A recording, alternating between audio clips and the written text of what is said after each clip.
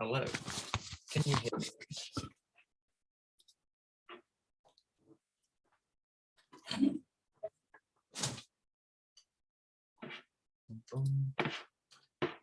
Good evening, everyone. Michael, Justin, hope everyone's well.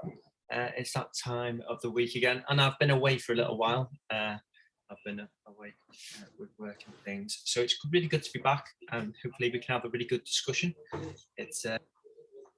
It's great to be talking about all the different things, hypnosis, and getting it online. And obviously, during the evening, you'd be more welcome to come and join us up on stage, have a chat, and share your points of views about hypnosis too. And the biggest and best thing about this, we always like to remain open. We like to, keep this place a safe place to talk and have a general discussion about everything to do with hypnosis. Adam, can you hear me okay? You are coming through loud and clear, actually. How am I coming through? Excellent, excellent. I'm just going to just want to make sure that I can hear. It's not coming through there. Perfect. Well, while you're doing the audio settings there, welcome to everyone in the room so far. Today's topic is relaxation necessary for deep hypnosis?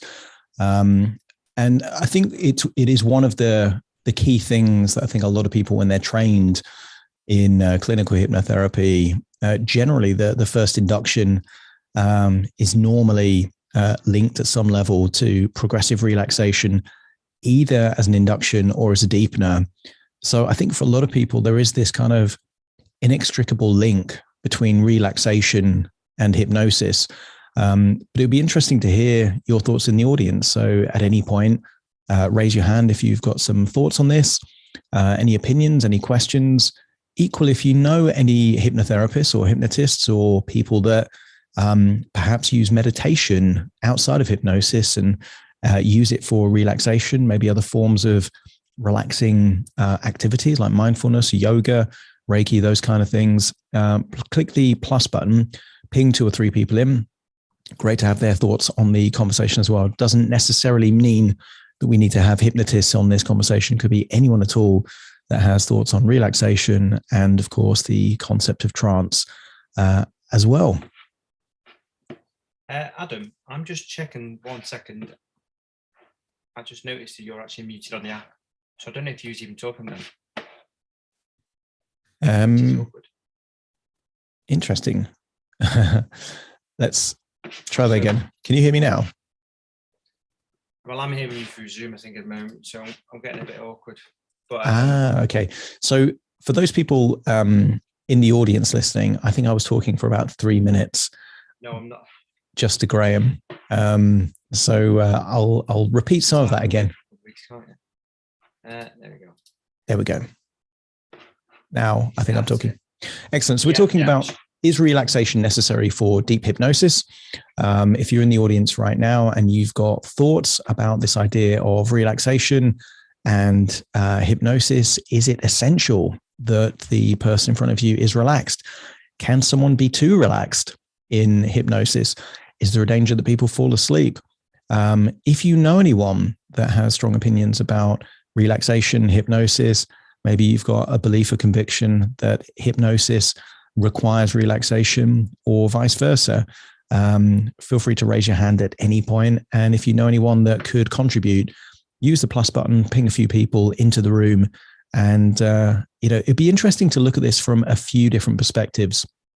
First of all, the idea of, were you taught that relaxation is essential for trance state and hypnosis?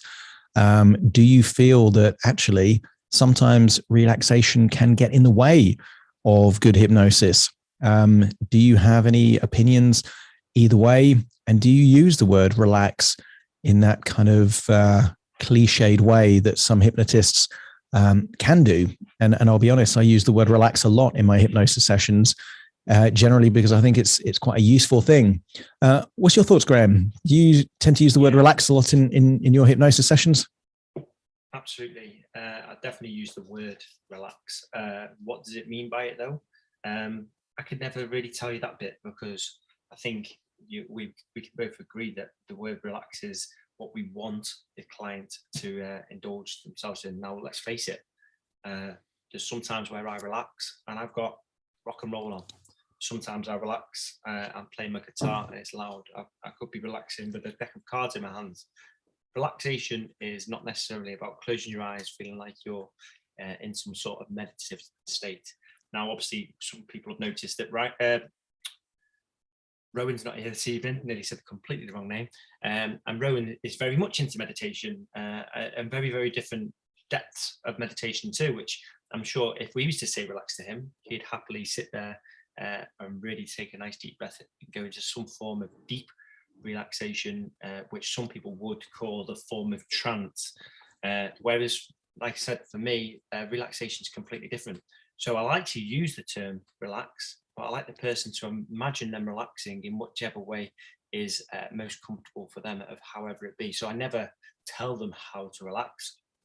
I just suggest the term relaxation. What about for you, Adam? For me, I love the word relax.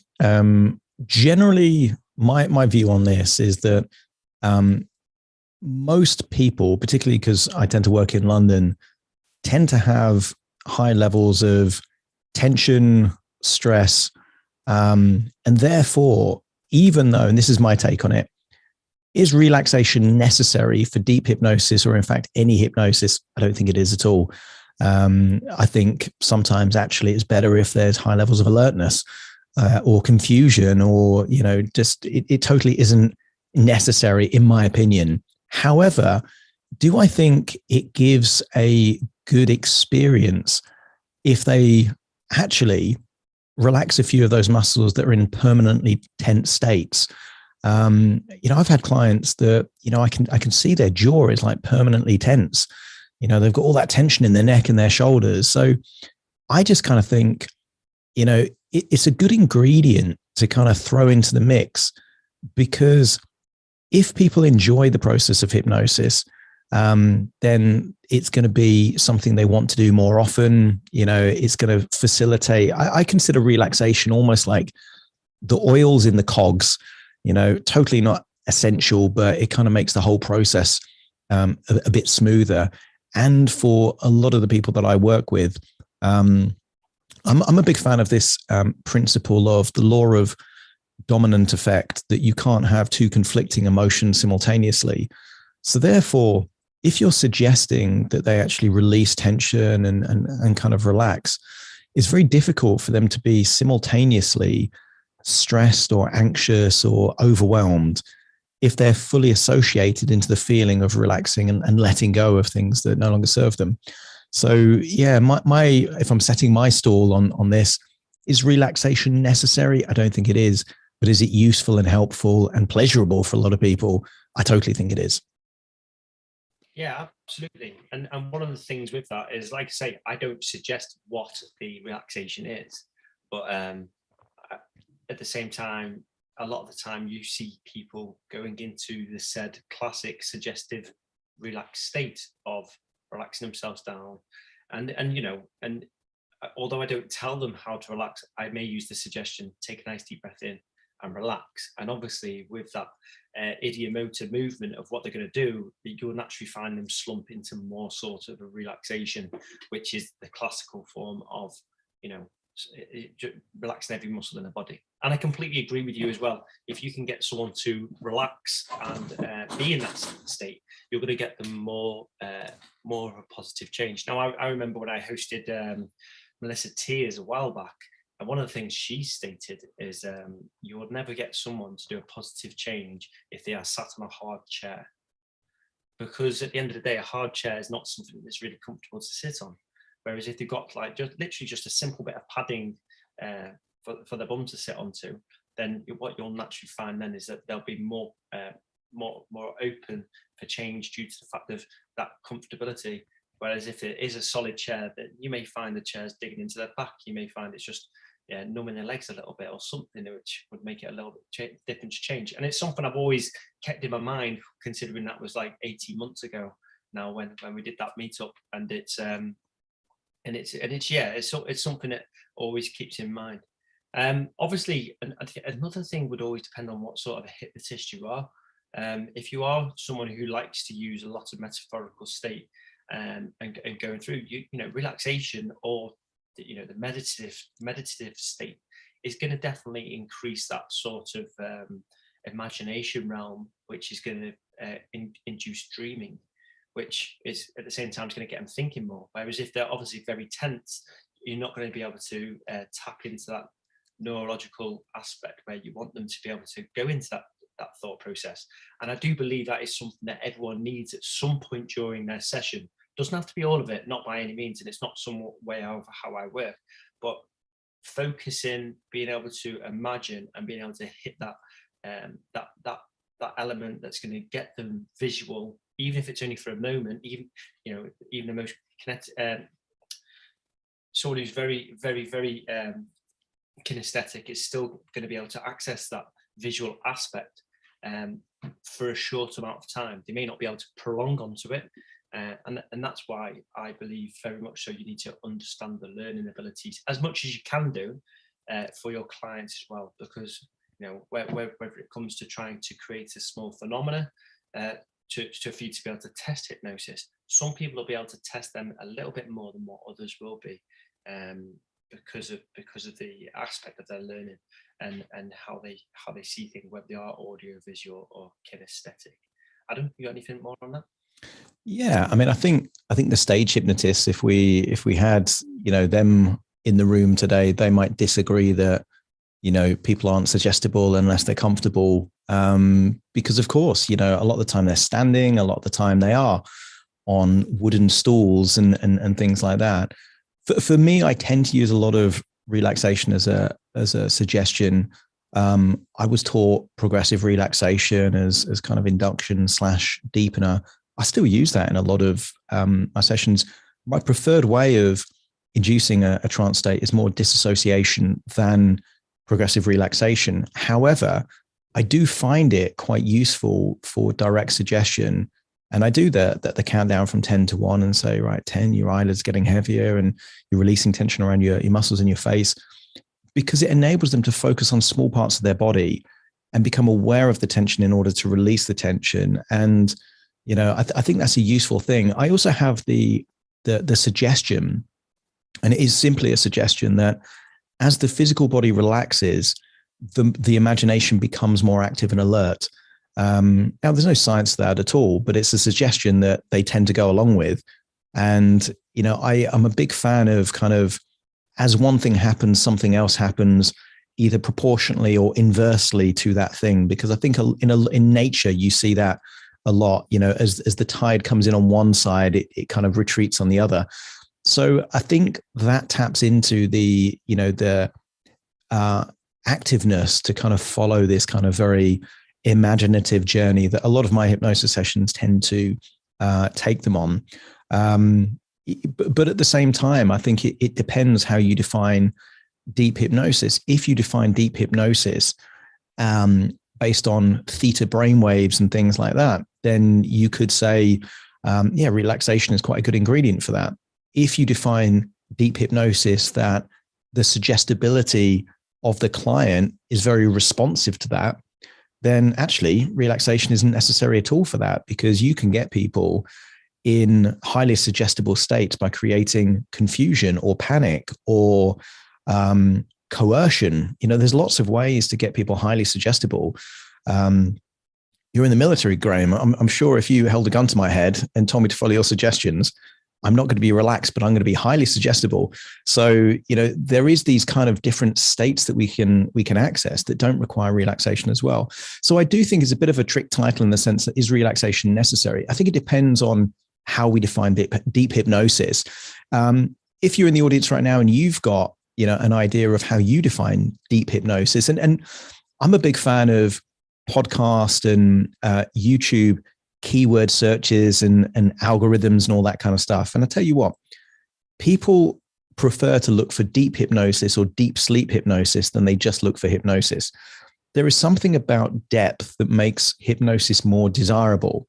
And I remember speaking to someone who was a real advocate of a therapist that was really expensive, way more than they can afford. And I said, why? Because I'm curious how people make buying decisions. I said, why do you choose that therapist over anyone else? And they said, yeah, but they go deep. They really go deep.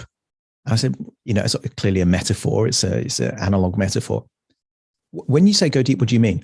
No, they really get to the root. They go deep. And they couldn't define it. They couldn't explain it. But their belief that the deeper you could go, either to the problem or in the trance, meant more desirable and therefore more valuable hypnosis was a huge selling point for them. So, again, if you've got any opinions on this word deep hypnosis, again, raise your hand. We'll get you up on stage. Interested to hear your thoughts. Do you use the word deep, Graham? I use the term of going deeper, but I use it as an open term. What is going deeper? What is it that person? I want you to allow yourself to relax and go deeper. That's it. Deeper down, whatever. So however that suggestion takes place, because it's that open thing. And the other thing I wanted to bring into it a little bit, Adam, is relaxation necessary? Not at all, not one bit in my personal thought process, because someone could be the most relaxed they ever could be. Let's just suggest that someone's had alcohol or they're stoned, something. They are super duper relaxed, but they do not want to commit anything to hypnosis. They will not go into hypnosis. Doesn't matter how hypnotized or how relaxed they already are. And however, if someone believes in the situation and someone accepts that they're going to go into hypnosis, and they're completely rigid, tight, possibly scared a little bit, because they don't know it too much, they will go into hypnosis. And it's I know for those we have who are stage or street hypnotists or done some of that, we've all experienced it when someone, no, you can't hypnotize me, we're not going to do this, but they've seen you do it loads of times, and then next thing you know, they are also doing some form of phenomena that you've also suggested. And again, it's not that, it's not required. Deep hypnosis, yes, there's different depths as such. What they are, I couldn't tell you. More to the fact of, I've seen someone who's supposedly in a somnambulistic state. I've seen someone have their eyes roll back into the back of their head. Was that actually somnambulistic state? Again, I couldn't really tell you, but it all depends on exactly how it is. Obviously, fractionation, putting someone to hypnosis, bring them out to hypnosis, especially when I've done shows in the past, you definitely see a difference of a person, because when you keep bringing them out of hypnosis, talk to them, you put them back in, you'll always see how, especially if they're responsive to the hypnosis, to the feeling of whatever they're getting, and they start to accept it more, then you'll find that it'll go a lot deeper into the hypnosis, for whatever that may be. So yeah, like I say, deep hypnosis, you'll find someone who happily fractionates to start going deeper into a form of hypnosis. They'll be more responsive. You could get the typical glass-eyed sort of look where they start to go a lot more into that realm of hypnosis. But how deep they're going, I could never actually tell you exactly how deep they're going. I could read a load of books of what it says, but to formally know exactly what it is, I think it's as good as saying what is hypnosis to people. Yeah, I mean, totally, because it's a subjective experience, in terms of depth of hypnosis, and it's as deep as the client or individual believes that they've gone, at some level. So having references that, that you have gone, deeper down, compared to different levels and things like that, and all the deepener, techniques, very useful, because it gives them some element of framework to believe that they've gone deeper down, in which case, it's a self-fulfilling prophecy at that point. We've got Justin up on stage. Welcome. Hello, thank you very much. I heard you were talking about stage hypnosis, and since I am a stage hypnotist, I thought I could say something interesting about the fact. So usually when I do street hypnosis, I use relaxation because it's something that people can actually understand. What I get, I work in Italy, is that we don't exactly have a culture of hypnosis in my country. So all the things that maybe are a bit cliche, like yelling sleep very, very loudly, don't actually work here, because people have a different idea of what hypnosis is. So for a lot of people that I meet on the street, hypnosis is magic, is weird, is mind control and all of that stuff. So usually when I tell them, it's a thing that can help you relax, usually people are more accepting of hypnosis in general. They are more open to the fact that they could be hypnotized during the show, and they let themselves go deeper. And after they, had this experience of just relaxing, even if we are in the middle of a road, they're less scared and more receptive to try something more deep as we talk about it. So I use the word relax a lot, and I stay away from the word deep, mostly because the people that I meet aren't exactly well versed in the art of hypnosis. So for a lot of, you come to me and you are amazed, but it's like I'm more of a freak than an entertainer. So some people are more curious and some people are more scared. So the relaxation aspects plays into making people comfortable. I really appreciate the fact you've mentioned there, obviously with the fact you've been over in Italy, and just the terminology there of how you don't use deep because people think of it as different aspects too. That's something you've always got to think of. What is someone's exposure to hypnosis? I once did a skit with someone, and if anyone's not too sure, a skit's just like a phase of street or stage hypnosis.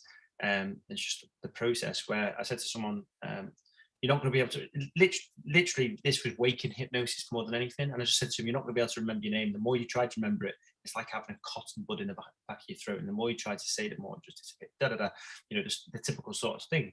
Now this lad all of a sudden couldn't say his first name. And the best way I could explain it is like from Jim Carrey's sort of film where he's exposing his teeth and his lips getting higher, and Adam can see me at the moment on Zoom chuckling away a little bit, but it was just like the more he tried to say it, the more the words just got him, and I've never had it before, but he started to show not a sign of distress as such, but a confusion is just to say, what have you done to me? And very simply, I managed to bring him back out again, but it simply changed his understanding of hypnosis. He laughed about it afterwards. Obviously, he'll become funny, but simply from my suggestion, it made him react in a different way because he genuinely thought like his mouth was filling up with cotton wool. And whether you are using deep, whether you are using going into hypnosis, the words don't necessarily matter, providing the person understands. And that's why, with the relaxation, yes, it's going to relax. We're just going to go through a phase of relaxation to be able to assist you this evening and demonstrate a couple of things which hypnosis can do. Now, one of the biggest suggestions I always do first, and because I did hypnosis at a wedding last weekend, was I'm just going to do this little test. I'm not going to hypnotize you, but you're going to allow yourself to get nice and relaxed and be ready to be hypnotized. Lo and behold, I did a magnetic fingers induction, and I seen our hands stuck together straight away, and away I went because, regardless of what it was, and she never questioned me about doing an induction or anything after that. It was just I carried on with it, and one of the pleasures of being a magician means I can never fail because I've always got an out with my magic tricks, and it's something I've managed to integrate to when I've been doing hypnosis. And the more you play with it, the more you get used to it, and the only way you will get used to it is by being confident and practicing with that. So yeah, Justin, I really do appreciate that factor of the language barriers and how we should think, because especially in the UK, we've got millions, well, not millions, we've got many different cultures all around us, and it only takes one thing to be said which can not necessarily offend, but put someone into a different limelight to what they are about to experience with that hypnosis. Yeah, I also think that, I'm sorry if I am continuing the process, but I learned that, of course, the importance of pre-talk is crucial in every type of hypnosis. I think that in therapy, it's easier to talk more with your subject than it is with street hypnosis, in which you have to kind of sort of read the room, read the person you're working with, You mentioned before that you met a lot of people that said like, yeah, I want to be hypnotized. It doesn't work on me. And usually, in my experience, those are the people that go deeper. Usually they are all cocky, and then they are the best subjects I've ever seen in my life. As a deepener, I usually say you are walking down a flight of stairs. You are visualizing a flight of stairs. There are 10 steps on the stairs, and on each step you can see the word relax. And we will follow these steps, and then you'll get more and more relaxed as farther as we go. One time I met this person who, as a job, was a cleaner. So they saw the stairs as something that was not relaxing at all. And they were like, yeah, it didn't really work for me. And that really got to me because, again, it's important. Relaxing is so subjective because to me, going down a flight of stairs is not relaxing per se, but it's not, of course, something that brings me memory of my job. But for them, they do. So they Justin, did. they probably thought they had to clean the word relax off every step as they're going down the stairs, and that kind of freaked them out. Justin, what's your definition of depth? You know, if you had, let's say, different subjects on a stage, and you were to say that one of them was the deepest in trance of all of them, what would be the clues that would tell you that they're deeper than anyone else? Well, it's hard for me to say because a lot of times people have come to me saying after the show, yeah, I was pretending just to not make you feel bad. And in my head, it's like, if the show worked, I don't care if they pretended or they were in trance. So during a show, I have some tells. I think some people have their body tells a story. Maybe their eyelids are vibrating a lot, and usually they don't. So that's a sign of relaxation. Also, that's a sign that I use by making them focus on the vibration. And yeah, the movements, I think some of the things that I do are not exactly as a lot of, let's just say the American styles. I'm not here to offend any Americans in the audience, but a lot of the street hypnosis that they do in America is based on humiliation. Now you're going to clack like a chicken. Now you're going to, embarrass yourself in front of the stage, which could be fun, but it's not exactly my style. I'm more on the mystique side. So usually how the body reacts, how the people are walking, how the people are moving, how the people are reacting to the suggestions. For example, I am a big fan of the sleepwalking. And sometimes I'm just going to say to the people, you're going to take one step, and this step is going to bring you deeper. No, I'm not contradicting myself saying that I don't say the word deeper, but if you are already hypnotized, I think I can work a bit with the rapport and all of that, making you understand what deeper means. And I think that's really subjective because some people take a small step, some people take a big step, some people actually took 2 steps. So I think it's really subjective how deep works. I think mostly because every time you ask some of your hypnotees how they felt about trance, they all have a different idea. I have a different idea than some of my colleagues. So I completely saying there, Justin, and it obviously goes back to what I said just before. You can have some people there who will literally sit and not move. You can have other people who will literally be swaying and going with everything that they say, and you just can't answer it. But that one look in their face, you're like, they will literally do anything that enough say right now. And obviously, we all have the earmarked tells to who we should use for our next skit for what you want to go along with, wherever it may be. And sometimes you have the odd person who you think you can't tell, but then it gets to the end of your show, and they're just like, I don't get it. I really don't understand. One of the things I always like to use a post-hypnotic suggestion whenever I do a show, that however many people, let's say there's 12 people on stage with me, I always like to get 12 pints of water, and I always ask them, I say, for being lovely people to come and join us this evening, I want to offer my thanks by buying you a pint. So just as I go down the line with the microphone, please just tell everyone what pint you'd like. You know, Carlin, Foster's, whatever it may be, pint of Guinness. And each person, I'd bring them over and I'd give them a pint of water. And the moment you know that they were truly hypnotized is when they're all there sipping away at this pint of water. And you're like, are you enjoying that? Oh, so relaxing. It's so nice. And you just know then that person has had the best enjoyment, and it really locks it into place. So much so, I offered another person, one of the people wants a pint afterwards, and they went, oh yeah, what do you want? Oh, San Miguel, please. Oh, they don't serve San Miguel, yeah? Yeah, they do. I've just had a pint of it. And, you know, you've really sold that one then. But awesome. No, Justin, thank you very much for sharing that. And it'll be great to hear anyone else who has any sort of thoughts, whether you do use relaxation in hypnosis. And like we said before, it's nothing to say that you shouldn't do, because me and Adam both use it, but in our ways may be different to yours, and we'd like to hear your ways.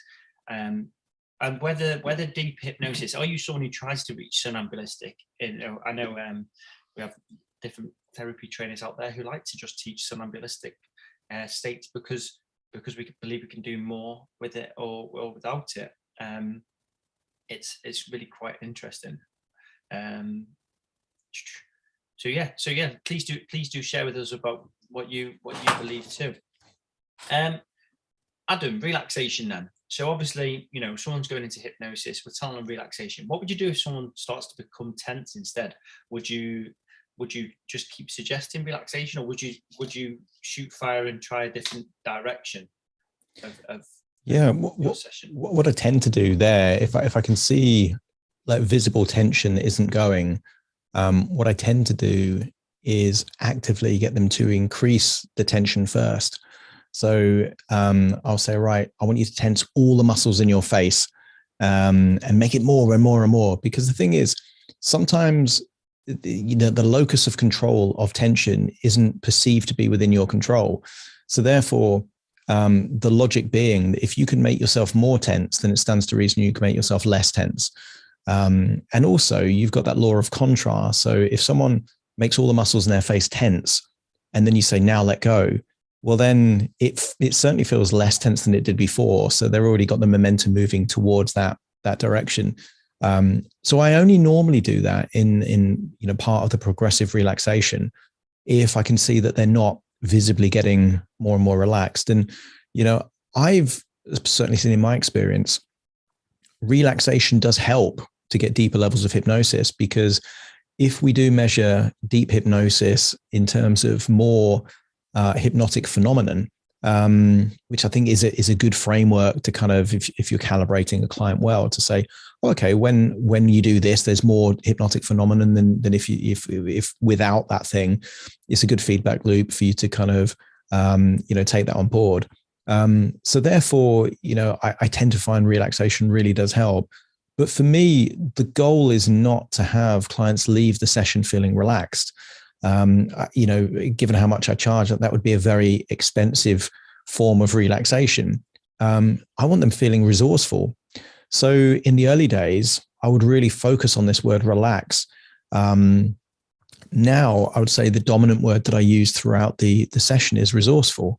So even if I'm using the word relaxation, and I do use breath as a way of almost synchronizing their body to feel more and more relaxed. So I say you're breathing in a resourceful feeling of relaxation, and as you exhale, tension's leaving your body. Sometimes I'll even link a color to that. So I say there's a bright color representing resourceful relaxation going in, and when you exhale, you notice it's a darker color, and that darker color represents the tension, stress, and anxiety leaving your body.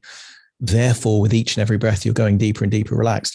That's quite a nice phrase, because it gives an analog definition to why they're feeling relaxed. And it's that Cialdini thing of, people are reasonable if you give them a reason, if you've got that because. So if they can see that, this kind of darker color is leaving their body, and they notice that their muscles are feeling more relaxed than they were before, that's evidence that tension is leaving their body, which means the hypnosis is working, which is a convincer, which means all the suggestions that follow are more likely to be taken on board. So yeah, I tend to find it really useful. But if I had to choose, if you said, right, you can only either say resourceful or relax, in a session, I'm going to choose resourceful every time, because for me, resourceful represents all the resourceful states. And in the same way, Graham, that you said, well, you can ask people to relax or go deeper, but not define it. Well, if you say that you're becoming more and more resourceful, their unconscious is going to give them access to whatever resources they need most. For some people, that's confidence. For some people, it's resilience. For some people, it's creativity. It doesn't really matter, because whatever's resourceful for them is exactly the resource they need at that point in time. I like that. I think that's really good. Also, I've just been mentioned offline that potentially my sound is a bit far away. Do I sound a bit more clearer? So I'll move my microphone. Yeah, that's definitely better. Yeah. Yeah, that's me being out of sync for the last couple of weeks. I do apologise if I was a bit distant.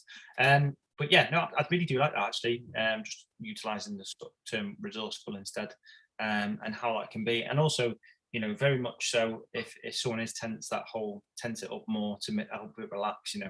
As many know, I used to work a lot with kinetic shift and teach it as well, and we always used to utilise that thing of, if you can change the dial tone of whatever it may be already, if you can make anything higher or lower, then you can always remove it. Obviously removing it, it's always about being able to put something back in place, which is always much more stronger and much more resourceful in order to be able to achieve something in the future. So yeah, definitely working along that as well. Steve, good evening. Hope everything's well, my friend. Good evening. Yeah, I'm sort of listening in because I'm doing some packing because I'm heading away tomorrow. Just coming back to the question, is relaxation necessary for deep hypnosis? Well, I don't believe that hypnosis is necessarily relaxation. It can be, as we all know, but I think relaxation is necessary for hypnosis in the sense that we're moving people or ourselves, if we're doing self-hypnosis, from one state to another. And in order to define that state, we use language. And everybody knows what it is to relax. Even if you can't relax, you can imagine what it's like to relax now. And then as soon as you start thinking of that, then you are going to start relaxing. It's and coming back to something Adam was saying earlier, it's about this whole thing of the apposition of opposites. And you see that in the Ellman induction, the start off, can you imagine making a fist so tight you couldn't make it any tighter? Yeah, of course. And equally, can you imagine relaxing that hand so much that it's just too much effort to even move a finger? Why not? That's the quality of relaxation, et cetera, et cetera. It's that use of language, I think. And that word relaxation, yeah, resourceful is great, but everybody knows what it is to relax. And so therefore, I would say, might be being a little bit controversial here, that relaxation is not just necessary for deep hypnosis. I think relaxation as a concept is necessary for any hypnosis. But what do you think? See, for me, if you have anxiety clients and stuff like that, you may have someone who just can't relax because they are so tense. And hypnosis, obviously, just to played a bit of tennis, Steve, and I really do appreciate you coming up talking like that as well, is, what about if you have someone who won't go into hypnosis because they are too tense, but you manage to start making changes just through talking? They're still tense, but you're also achieving that hypnotic phenomena of being able to create the hypnotic resourcefulness, to the point where they start to make a change just through conversational. I've had it before with a friend who suffered with PTSD. Could not get him into hypnosis no matter what. He had to control the situation, so tense. But then after half an hour or whatever of talking, being able to utilize again language, and I completely agree with language. He was still tense the whole way through, but we managed to make the change because we managed to get him into a thinking hypnotic state, which then managed to rewire everything that was going on to the situation, which was constantly reminding him of something. Adam, have you got anything as well on there too? Yeah, I mean, if we look at hypnosis as, let's say, following suggestions, I think a lot of people, when they come to us with an issue, they're actually experiencing their own form of self-hypnosis. So, I've worked with a lady recently who would work herself up into such a frenzy because the inner dialogue that she said about all these things that were going to happen, a presupposition of humiliation and you know, kind of awkwardness, that created a particular state and everything that followed. Now, she wasn't consciously choosing that. That was entirely unconscious. Was she relaxed when she got into that state? Nowhere near relaxed. But you would say that she's following suggestions as a consequence of subconscious suggestions. I liken relaxation almost to like, you know, clearing the slate. It's really useful because every client's in an emotional state. And if we apply the principle of the law of dominant effect, that well, you need to, at some level, interrupt the pattern or get them in a more resourceful state and then link that to the context that it would be more useful. At some level, you need to break their state. Now, for me, relaxation is a way of getting them to a more neutral, malleable kind of position where they're more receptive to suggestions when they're in that, you know, highly charged state, whether it's anxiety or stress or overwhelm. Then while they're in that state, they're running the patterns that they're running. So we need to get them in a different state in order to create a change. Relaxation is just one of those states, which for a hypnotist, it's almost like a blank canvas. You can work from that particular place. But obviously relaxation isn't the only way. And sometimes I think it's faster to almost kind of create that blank slate by creating confusion rather than relaxation. You know, typically it takes a bit of time to get someone from a tense state to a relaxed state, but you can create confusion in a second. So I think it's one tool in the toolbox. You know, any hypnotist that says, "Oh, I never use relaxation," you know, that's like a builder saying, "I never use a hammer." Like even though it's a really useful tool, just out of principle, they're not going to use it. Well, if it's useful to create, you know, the outcome that you want, why wouldn't you use relaxation as part of that process? But I think if you're too, you know, it's that whole saying, isn't it? You know, if the only tool you've got is a hammer, everything looks like a nail. If you're really good at getting people in a relaxed state, and for some people that will be their voice or their approach or their mannerisms or body language, if that's the thing that you're excellent at, getting people relaxed, and you convince yourself that hypnosis is just relaxing people, you're going to use that hammer to hit that nail every single time, but it isn't always the right approach. And sometimes I think it's better to get them in the very state and then use a pattern interrupt, because quite often when people are in the context of where they're running these patterns, they're not going to be relaxed, in which case you're giving them suggestions and kind of tools and strategies that won't align with the state that they're going to be in when they actually come to need them. So I think relaxation, excellent tool, but it's just one of many tools. I'm going to disagree with Steve here and say that, yeah, totally, you don't need relaxation for hypnosis or in fact, good hypnosis or deep hypnosis. I just think it definitely does work and it can be really useful. But equally, I think uncertainty, confusion, social proof can get people, you know, in a deep hypnotic kind of thing without any need for relaxation. So yeah, not sure it's absolutely necessary, but very useful. Can I just come back on? I know Joanna's waiting to come in there. Can I just very quickly come back in on what Graham was saying earlier? Graham, you said you had a client and they remained, you know, fairly tense all the way through, and then you got them into a more resourceful state. When they were in that more resourceful state, were they less tense as a result of being in that more resourceful state? No, not at the time. Maybe at the very end they released something, but right. all the way up into all the way through it, 100%. It was like, and you know, not to share too much. That, you know, this was PTSD from being in Afghanistan, so it was, you know, it was quite significant as to what they were going through, and this mattered. It mattered the world. So the whole way through, they were living that stuff. because very quickly, because I know Joanna's waiting to come in here, and I don't want to hold the time, but you know, it comes back to language. Is relaxation an absolute state? I think it's a variable position.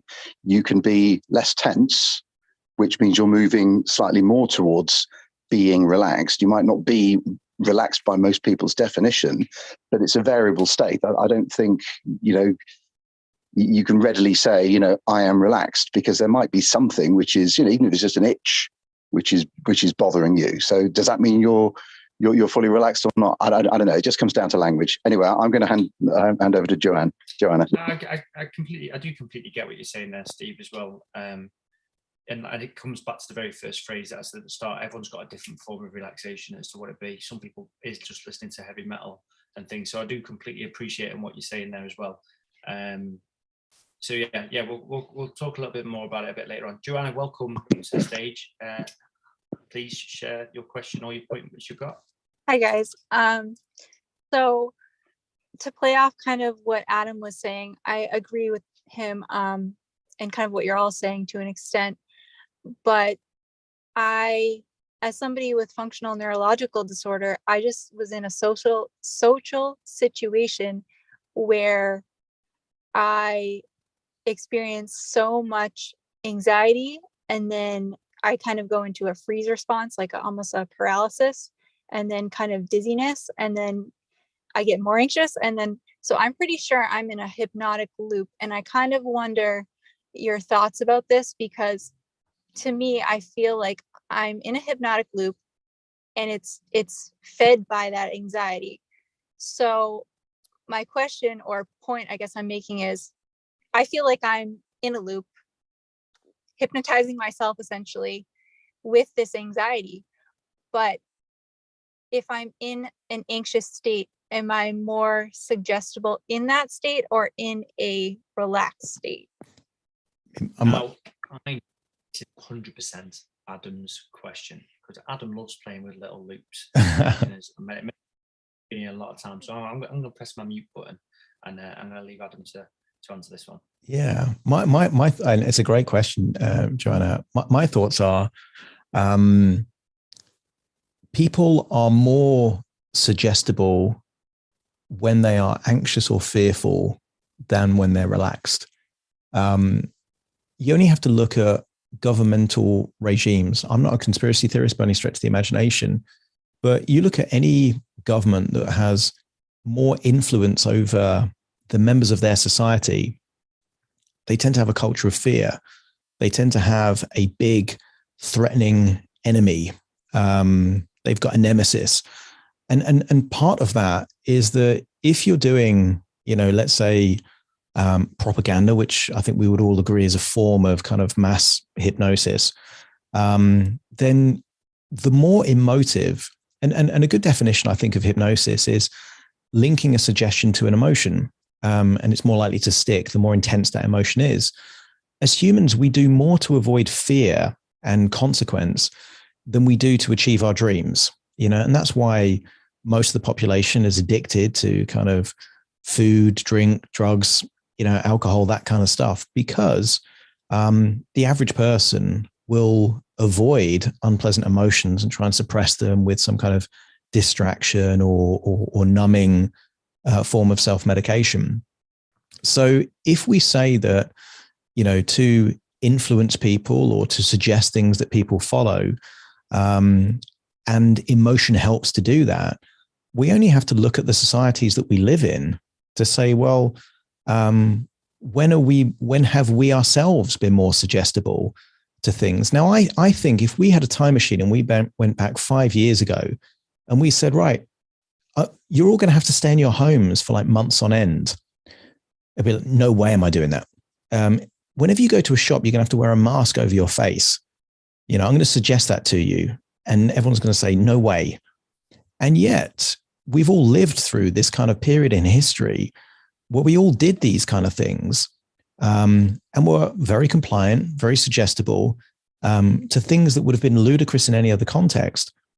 And what was the reason for that? You know, and I think it's two key elements, really. One, I think there was this element of fear, but also social proof. And how many people could genuinely say that they were relaxed throughout the pandemic?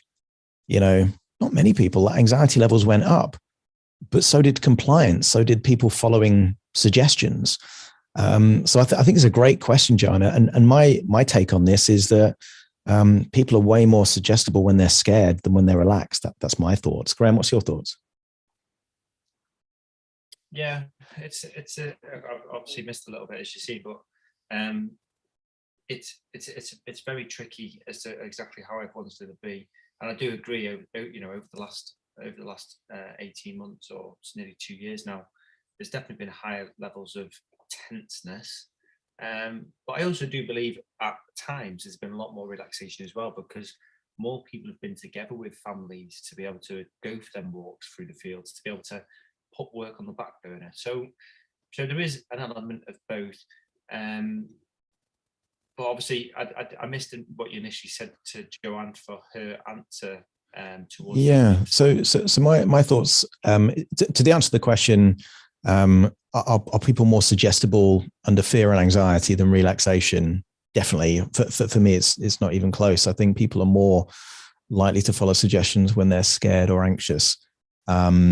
And therefore, these loops, if you consider a loop, which is a self-perpetuating pattern that you can't really escape from because it's self-rewarding. So if you feel anxious, you tend to avoid stuff, or you tend to have certain thoughts, which then repeat an emotion, which then, propels it forward.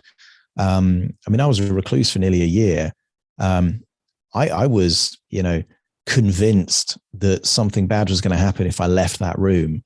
That is high level suggestibility, high level of anxiety. Was I relaxed during that period? Totally not, and yet I was definitely in a hypnotic loop at that point. Luckily, I managed to find the way out. But relaxation, I felt relaxed when I was out of that situation, but I was in a very anxious place while I was in it. Joanna, what's your thoughts on this? Because you asked the question, but I have a feeling that you already have an answer of your own. Yeah. I definitely feel like I'm in a self-perpetuating sort of loop where I get anxious and then it's creating more symptoms, which makes me more anxious. But I find that my brain just autopilot gives myself suggestions like, oh, if you cross this open area, you're going to fall, or you're going to get more dizzy, or you're going to freeze in the middle of it and be stuck there. So I'm fully aware that I'm giving myself suggestions, but it's really hard to stop.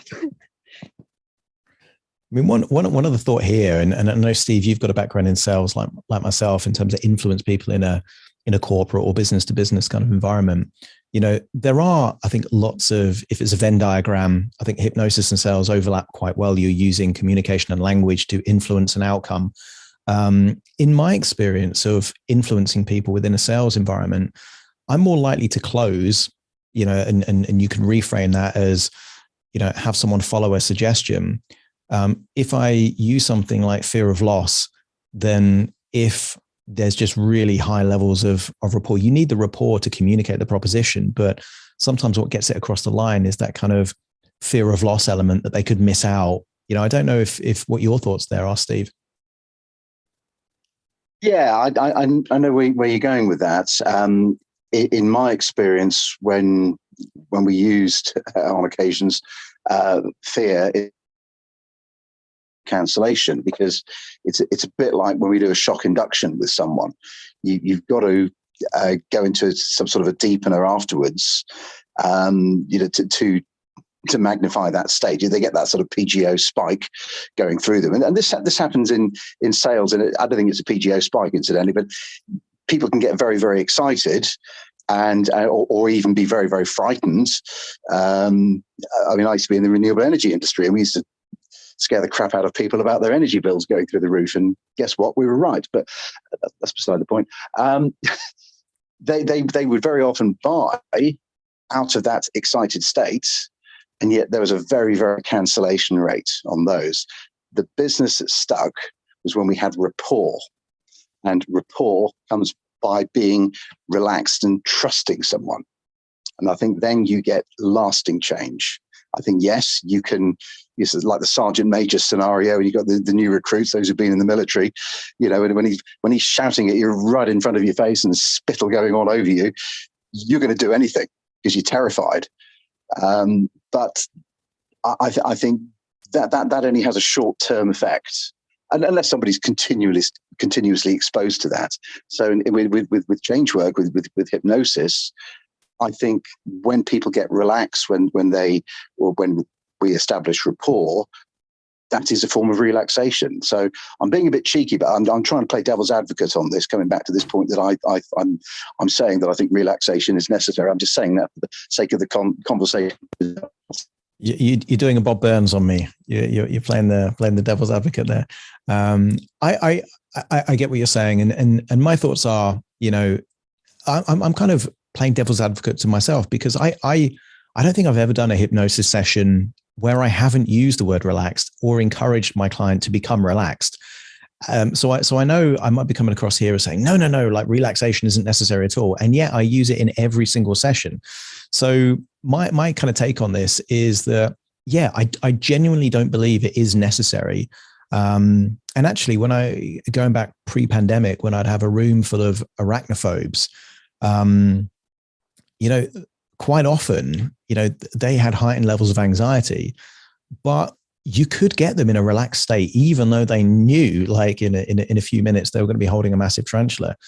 Because I think if you link them to a place, you know, that they already have positive associations with, you can get them in a relaxed state. And I think when they're in a relaxed state, you're right, you build that rapport much better. You know, yeah, you can kind of coerce someone, but can you imagine what our repeat business ratios would be like as hypnotists if we yelled at our clients and told them, you know, just to get on and do stuff, you know, and occasionally Bandler kind of goes into that kind of mode every now and then. But I mean, effectively, it's not about coercion.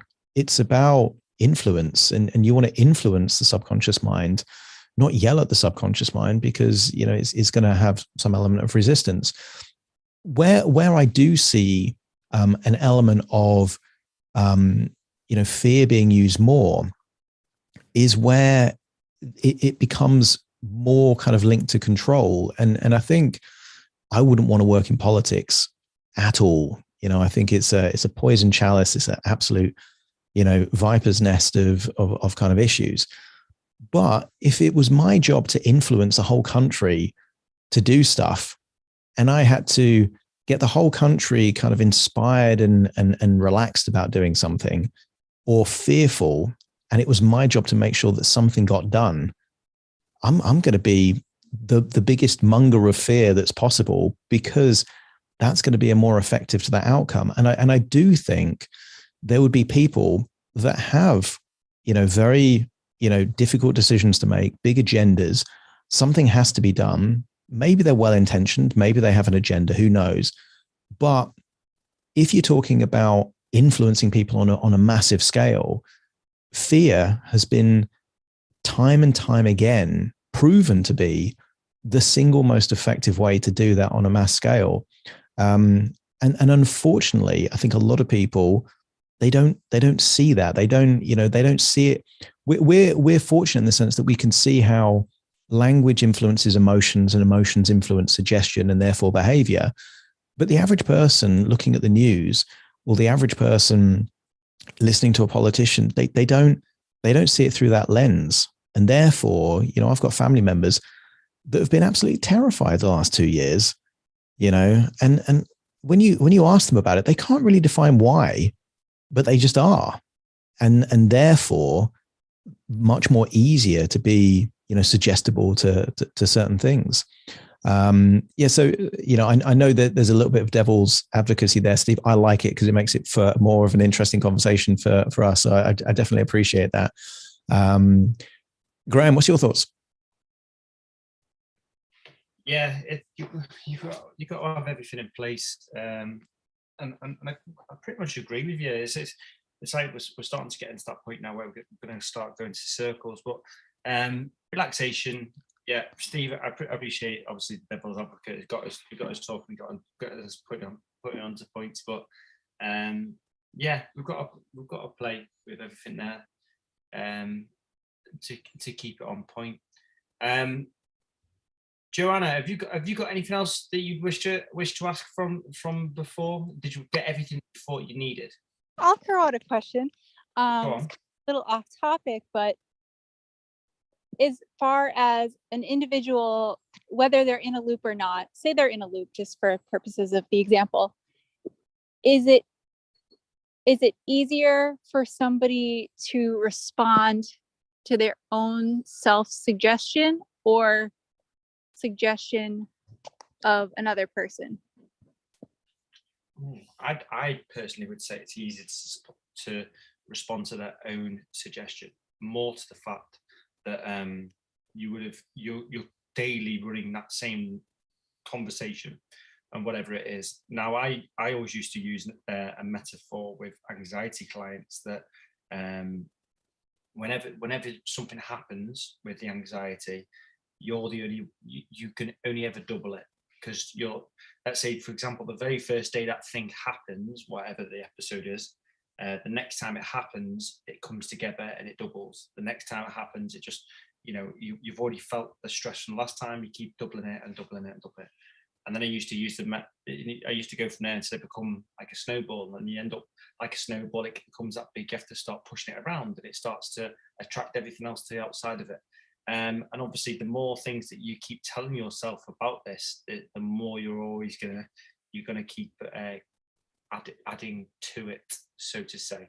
So even though someone may say something to you and that suggestion is clicking on, there's always a good chance that your internal dialogue will much more attach to it and change something. Now, not immediately. You may live for a long time with it not working as much, or not, the suggestions from the other person being there. But if you're highly internal, you have a high internal dialogue which is constantly picking something up, then something's going to go along the way. Now, I know Adam's probably going to say a lot more in depth on that.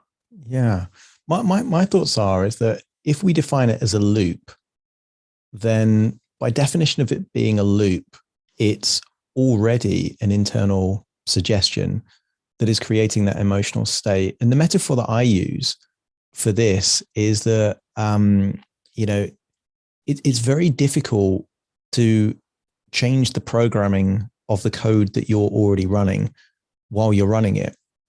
So at some level, and this was certainly necessary when I was working on myself, because I didn't have a third-party therapist to kind of break out of my loops. You have to almost see yourself as if you're your own client. I think that element of disassociation to kind of see your patterns objectively. So yes, I think you can do it yourself, but you almost have to kind of get to a state where you recognize what the loop is. You have to play detective on yourself, treat yourself like your own client, and say, how do I start this sequence off? I'm running this loop, but what happens was the very first thing, and let's say it's an anxiety loop. Well, people don't feel anxious all the time. So let's say you're having a normal day, you kind of feel okay, and then anxiety starts to creep in. Was it a thought? Was it an observation? Was it an evaluation?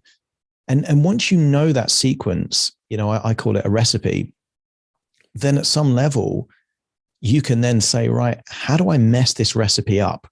How do I do something so that you can have the same ingredients, perhaps, but in a different order, and it's going to make an entirely different cake?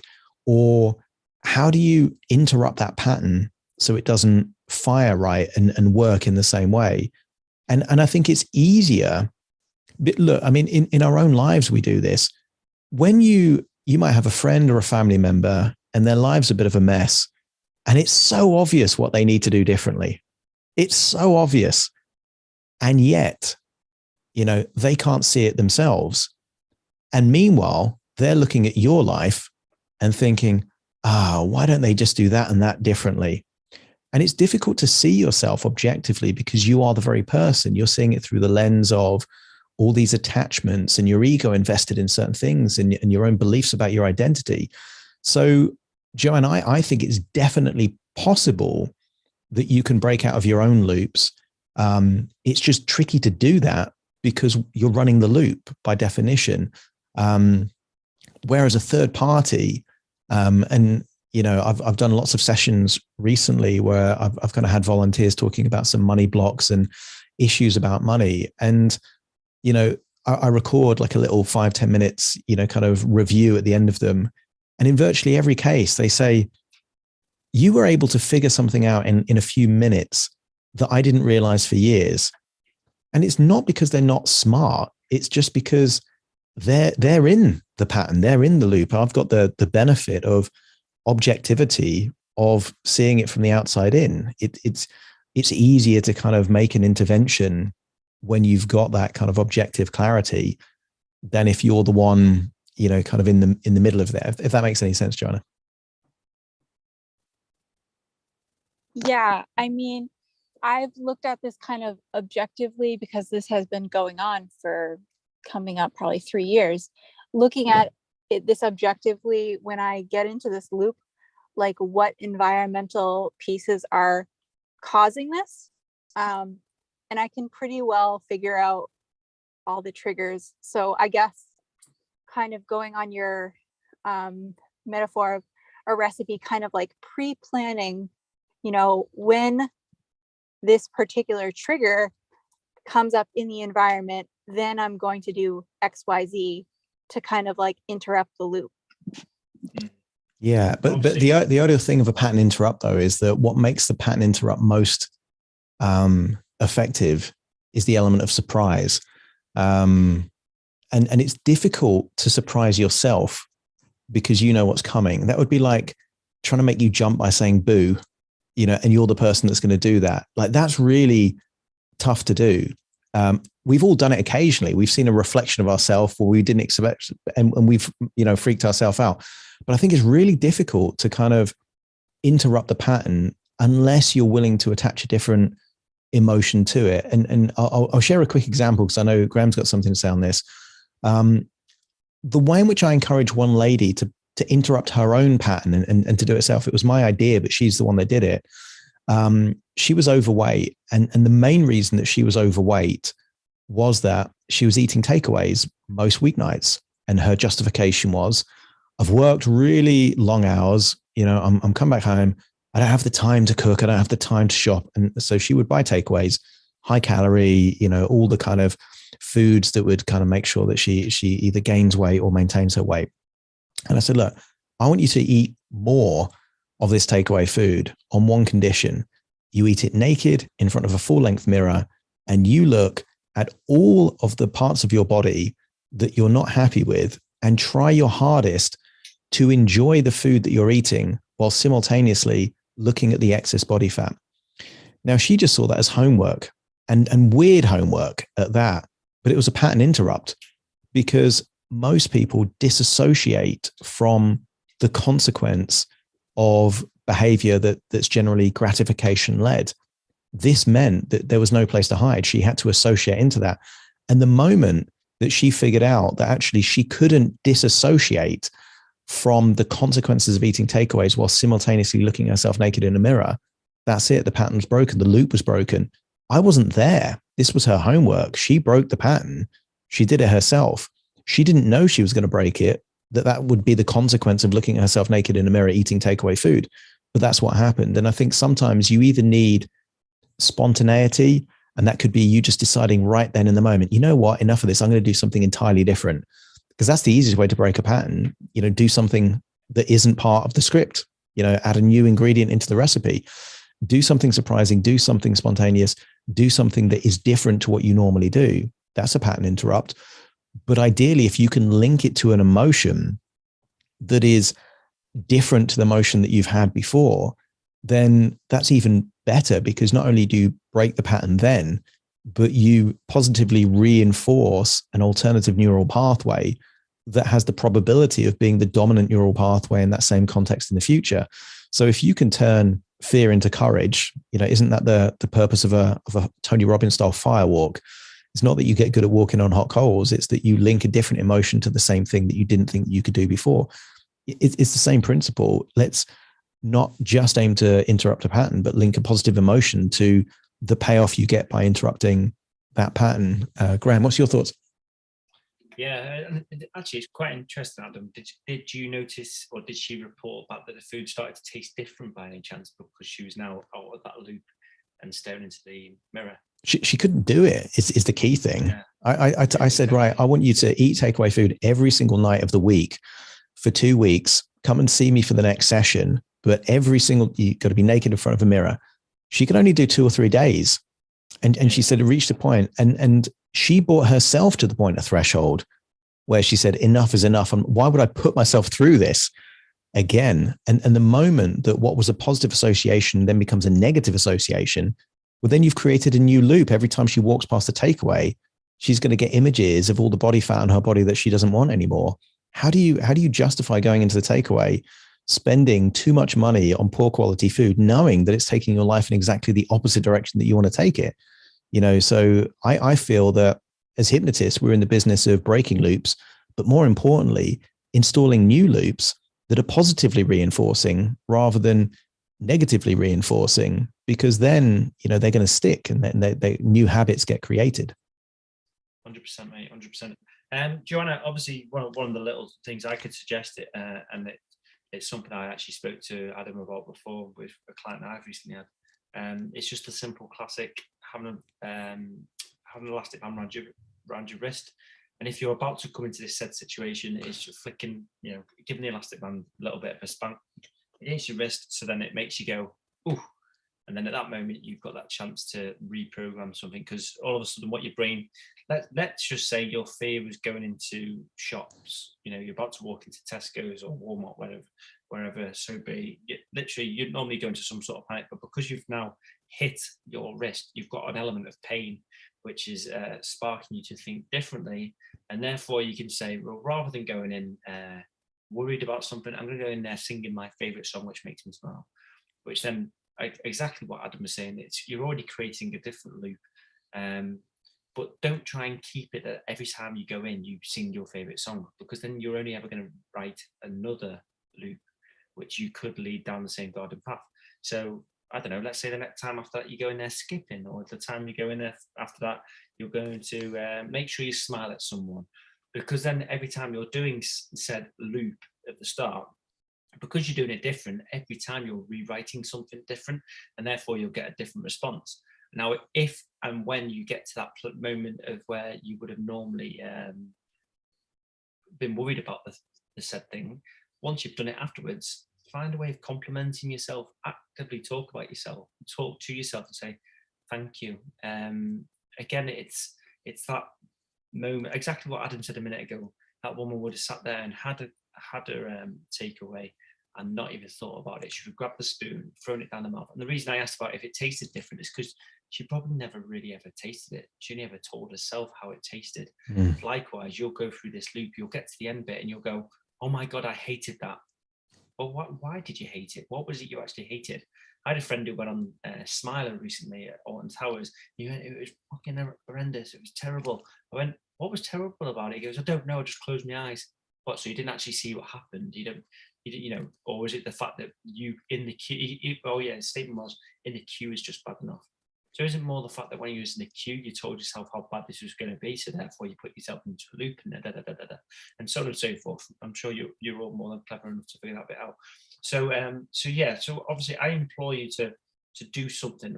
Obviously, I do like the wristband, elastic band on your wrist to spark you into something, creating that little bit of pain, numbness, whatever it be. But then after that, set up a different pattern, do something different every single time. And when you get to that thing that you don't usually like, once you've done it and you've gone through it, find a way of thanking yourself for it. It sounds strange, but talking to yourself and realizing that thing will completely change off your loop. Steve, I noticed you're unmuted. Was there something you wanted to share? It was a fascinating discussion. I want to thank Joanna for that, because that's really got me thinking. And it, pardon the pun, it loops back into what we were saying earlier. I don't want to sort of subvert this conversation into issues of social control and that sort of thing, but there are definitely a lot of people out there who are stuck in their own loops about restrictions, mask wearing, and vaccination, and all this sort of thing. but I'm wondering who are the more relaxed? Are they the people who are continually fighting this and stuck in those loops, or are the more compliant people the more relaxed ones? I know myself now. I don't even think about it. I was quite against the idea of wearing masks. So I read up on the data on it. Don't want to go down that road. But I've just become much more relaxed. I keep one in my pocket, and I go into the Tesco's or supermarket or whatever. I just put it on. I'm quite relaxed about it. I have become increasingly compliant, and I see a lot of other people in this way as well. And now, of course, we're coming into winter here in the UK. We're talking about new regulations coming in and new restrictions coming in. I think we have a largely relaxed and compliant population who will be more pliable when it comes to these things. Yeah, I agree with you, and there's different elements here of compliance as well. You know, I don't wear a mask anymore. I'm not, I'm not going to try and hide it. But it depends on where it is that I need to. If it's somewhere that says wear a mask, I'll happily put one on. I've opted myself not to wear it, not to, I'm fully vaccinated and all the rest of it sort of thing. But again, I'm more relaxed with the situation. I've been in multiple situations now where I've come to accept myself for whatever the choices are, whatever it leads to. I believe I'm safe enough into where it is, and shouldn't something not happen, then that's my said choice. So yeah, so I do appreciate that point there too. So yeah, so Joanne, I've just seen your message. Yeah, no worries. Do let me know how you get on with that as well. I appreciate the thing for that. So yeah, so everyone, I've just noticed the time. We're coming quite close towards the end now. I noticed we have lost a couple of people, which is, everyone's got different evenings going on and things. But I want to thank everyone for the conversation tonight. It's gone into very many different directions, especially those up on the stage, throwing it in different directions and thinking about stuff as well, and just making everyone think about where things are needed, whether it is that for relaxation, do you actually need deep hypnosis, and what will it achieve? If someone just wants to relax for something and come to you for relaxation, give them relaxation. If someone wants to achieve deep hypnosis, give them what they believe would be deep hypnosis. So definitely use them to your strengths. But obviously, if it's someone just wants to use change, wants to do something for change, then in my personal opinion, do the change for that in the best way possible. I like to go direct. I'm not quite around the houses sort of person. I like to be very, very direct and work on things one bit at a time. So it's definitely something to play with. And whether it comes to anything that we've discussed tonight and you'd like to know more, please do drop myself or Adam a message, or Rowan, and let us know, because we like to keep these topics going every single week where possible, in order to bring the conversation and learn more as well, because we all need to keep learning more across this whole magical world of what is hypnosis. Adam, is there anything from you that you want to pass over from tonight? Yeah, I mean, I guess if I'm summarizing the title of the room today, is relaxation necessary for deep hypnosis? No, but equally, if we'd have called the room, is relaxation useful for deep hypnosis? Yes, and I think that's the balance that we have. For me, one of the things that I learned relatively early is a really powerful distinction. This idea of good or bad, or true or false, isn't that helpful. And this is why, kind of Steve kind of alluded to kind of conspiracy theorists. There's this idea of right or wrong and all this kind of stuff. And for me, looking at through the lens of, does this serve me? Is this useful for my life in some way? Actually enables me to, still be in control of my destiny and, be very relaxed about the whole process, and I think how I was able to do a lot of things, during the pandemic was because of my attitude to anxiety, what was in my control, what wasn't in my control. So overall, I would say relaxation, totally not necessary for not just deep hypnosis, but any hypnosis, but really, really useful for it. and do what's useful. If you find confusion useful for clients, if you find, kind of rapport the most useful thing, well, let's do what's useful, because at the end of the day, that's what our clients are paying us for. It's to get results for them. And I think it's down to us to use whatever tool we've got in the toolkit to create as much value as we can for the clients that we work with. And I happen to think that relaxation is a really, really useful tool.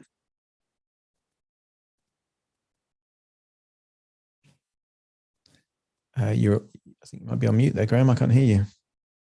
Yeah, that's correct. You at least left it to the last few minutes, but so what I was going to say is, relaxation could be very useful, but at the same time, laughter could be very useful. It could be a multitude. And are you actually relaxed if you're laughing? Some may say, because you're actually being able to build up laughter. And sometimes crying can be very, very useful for hypnosis. And you're definitely not relaxed when you're crying, because you're hitting a world of emotions of different things. And so yeah, I think you put that brilliantly there, Adam, to finish off. And yeah, I think we're pretty much at a good place to start thinning out there for this evening. Everyone, thank you very much for joining us. It's been a really great chat. We look forward to seeing you all soon. If anyone likes to find out anything more, you got Adam, what's your podcast? My podcast is called The Hypnotist. So if you want to use how often I use the word relaxation, just listen to the Hypnotist podcast. It's in every single episode, the word relax. So yeah, you'll feel very relaxed listening to that. Yeah, absolutely. And if there's anything else you'd like to join me, I host something called Hypnosis Online Meetups, where this weekend I'm hosting Manjit Reply, talking all about narcissism. So if that's something, hypnosisonlinemeetups.com. So everyone, thank you very much for joining us. It's 2222, as it says on my thing. So if any of you celebrate stuff like that, so take care and look forward to joining us next week, everyone. Cheerio. Take care, everyone. Bye-bye.